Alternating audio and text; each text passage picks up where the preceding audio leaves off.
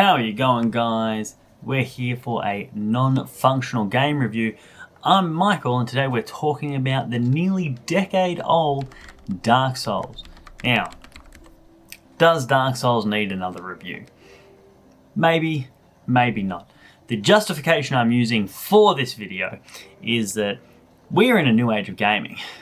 We have been for a little while, but let's say we're in a new age of gaming now. Games now need to meet more criteria than they needed to meet previously. Streamability was not a concern for games when they were made 10, 20, 30 years ago. When you read reviews now, you still don't see many reviewers talking about the streamability of a game. So as such, we're going to be breaking down games into 5 categories.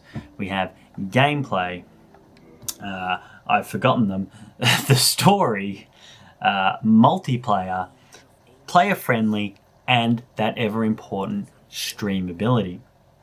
So, what does Dark Souls rate? How does it add up? Let's jump over to something I recorded about 5 minutes ago and find out. Before I turn off, yes, this green screen is terrible. I have a new one in the mail. Probably the next video. I apologize. Gameplay is exactly what you would expect from a Souls-like game. That is, of course, where the genre got its name from. Dark Souls. You're going to come across enemies that can seemingly one-shot you. You're going to come across bosses that are seemingly impossible to beat until it just clicks and you figure it out. You're going to be a sword-slashing knight if you want to be, a fireball-throwing mage. This has all of those fantasy tropes that you can live out, and gameplay is quite satisfying. Combat is satisfying. You find with a lot of games, take Skyrim for example, you swing your sword and it hits someone, but there's no weight behind it. There's no collision. It just feels like you're just swinging it in front of you, like a giant foam finger, and nothing is happening. Everything that your sword or axe or spear or club collides with in this game will have some sort of effect on the weapon. If you hit a wall, the weapon's not going to swing through it, which is really frustrating because your enemies don't seem to have the same rules. Combat is polished. You're going to be parrying, blocking, dodging, waiting for the perfect opportunity to get that hit in. Of course, there are bosses that are exploitable, there are enemies that are exploitable, but that doesn't take away from the gameplay. When the gameplay and the combat is working as it should, Dark Souls has great combat gameplay. That's basically all you'll do in this game. You will walk from combat to combat. There's not a lot of puzzle solving. There's not a lot of anything of it. It's just fight after fight after fight. And, you know, that can get a little tedious for some. Every time you use a bonfire, which is your checkpoint system in the game, all the enemies are going to respawn. Every time you die, all the enemies are going to respawn. You're going to spend a lot of time in combat. So combat needs to be good. Unfortunately for Dark Souls, it is, and for that reason, we give Dark Souls gameplay a 4 out of 5. Now, on to the story. If you listen to Dark Souls diehards, there is a story. Something about some kings and the darkness and eternal life, and no one knows. No one knows what the story is.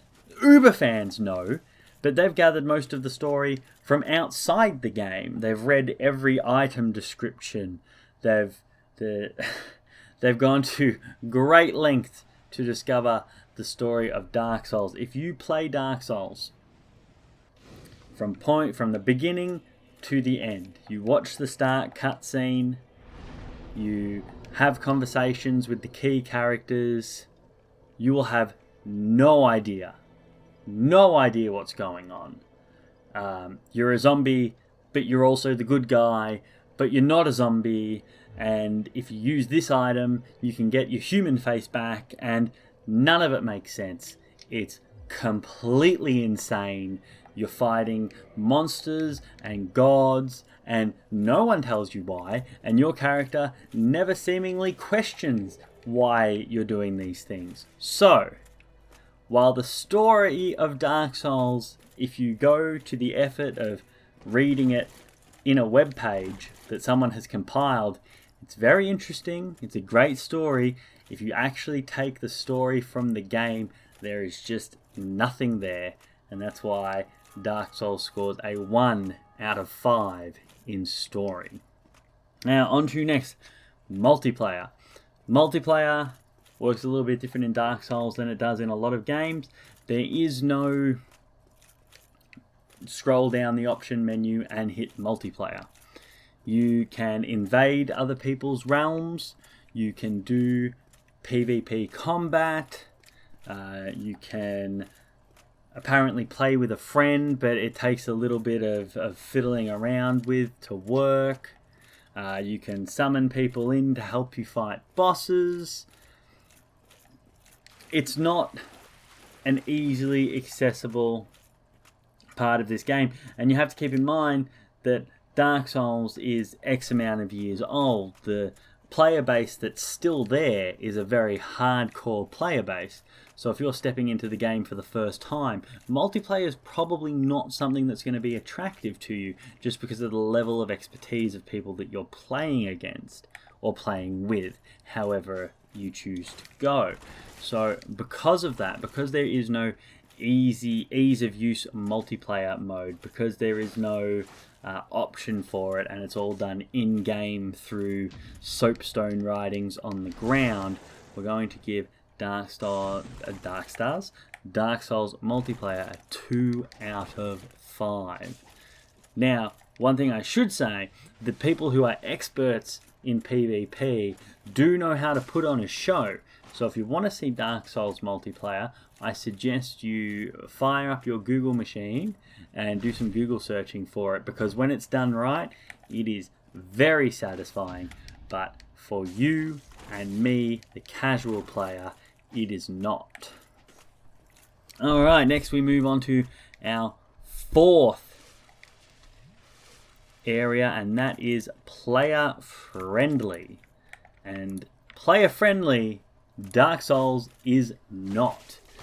The tutorial level, the Asylum, has messages scattered for you on the ground that you can read, and it will tell you the buttons. And that is about it.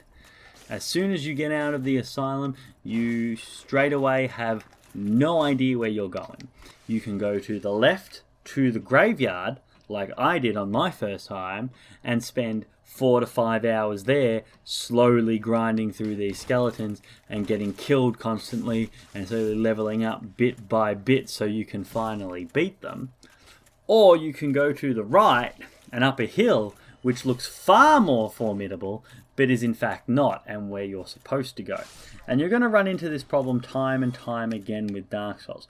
You're not going to know where to go, and it's literally going to be a difference between left and right, certain death, left, continuation of the story, right, with no indication of which is which. On top of that, the UI is terrible. Changing your equipment is harder than it needs to be. There is nothing player friendly about Dark Souls, and that is what hardcore Dark Souls players love about it. Let's be honest, that's the niche that it appeals to. But if you're stepping into Dark Souls for the first time and you don't know about the game, you don't know where you're supposed to be going, and you're not playing with someone who can help you, you're most likely going to be referring to, oh, what do I do after I kill this? Guides on the internet. So player friendly for Dark Souls gets a 1 out of 5. And now, the final point, the final, I don't even know what you call it, criteria, category, is streamability. And streamability, for a lot of people, is going to be the most important criteria for a game in 2020. Everyone's streaming. I streamed for a while. I'm pretty sure all of my friends at some point have streamed at least once. It's something that everyone's trying. It is for some people, it's not for other people. But is Dark Souls a game you can play on stream? Now, I've alluded to a couple of times already the hardcore fan base of Dark Souls. So, if you start streaming Dark Souls, you are going to get new viewers to your channel because there are people that want to see people play Dark Souls, especially for the first time. But when you have that hardcore player base who have played the game 10, 20, 30, 40, 50, 60, however many times they have played it, it's going to be somewhat frustrating for you.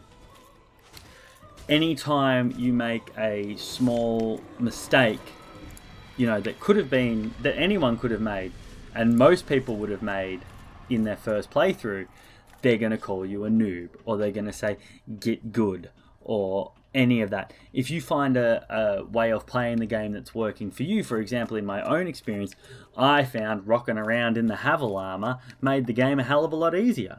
But of course, you have these people who come in and have played the game so many times that they play the game naked and never get hit, and they're like, oh, you're using the Havel armor, you're such a noob. Now, some people are going to be fine with that. Some people don't get triggered by keyboard warriors. They're just like, yeah, whatever. Me, personally, I don't like people talking shit behind a keyboard. It bothers me. So, I get annoyed. The more annoyed I get, the worse I play. The worse I play, the more they talk. And it's sort of a never-ending cycle. So, right now, at the timing of this recording, Dark Souls as a game is followed by 1.2 million people on Twitch and has currently 294 concurrent viewers. Now, of that 294, the biggest channel has 69. So that's a pretty good breakdown of people watching Dark Souls. You are going to get people in there that you haven't had before. You're probably most likely going to get a lot of in-game community raids if you play Dark Souls. So if you're a smaller stream starting out, it may be the game to build your base on. However, it does bring a lot of toxicity with it, because a lot of people are either used to playing at an extremely high level themselves or watching it played at an extremely high level. And even if you put down that it's your first playthrough, they're going to expect you to know exactly what's happening. And if you don't know exactly what's happening, they're going to try and give you advice, which can unfortunately ruin the fun of a blind playthrough. And if you don't take their advice, you may potentially get abused. Now, obviously, this is the internet. Anything bad can happen at any time, but this has just been my experience with Dark Souls.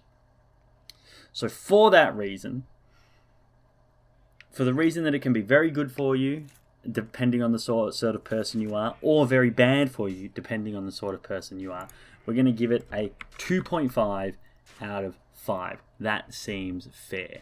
So out of a possible 25, we are giving Dark Souls 10.5 out of 25. So that doesn't mean it's a bad game. That's not how this rating system works. If you're someone who believes in gameplay above everything else, then a 4 out of 5 for gameplay should be enough for you to want to play this game. If you're someone who just wants a streamable game, then a 2.5 out of 5 is pretty good, and you should look at it for a streamable game. If you want something, though, with a strong story that you can jump into easily, Dark Souls gets a 1 in story, a 1 in player friendliness. This may not be the game for you. So, let me know what you think in the comments. Please, tell me I'm a noob. Tell me I don't know what I'm talking about. Tell me that Dark Souls is the perfect game. Or maybe you agree. Maybe you've had some experiences with Dark Souls yourself and you know exactly what I'm talking about when I'm talking about the toxic community. Let me know down below. Hit like and subscribe if you like these sort of reviews, and we'll make sure we do more. And if you have any other games you think I should check out, leave them in the comments as well. Enjoy!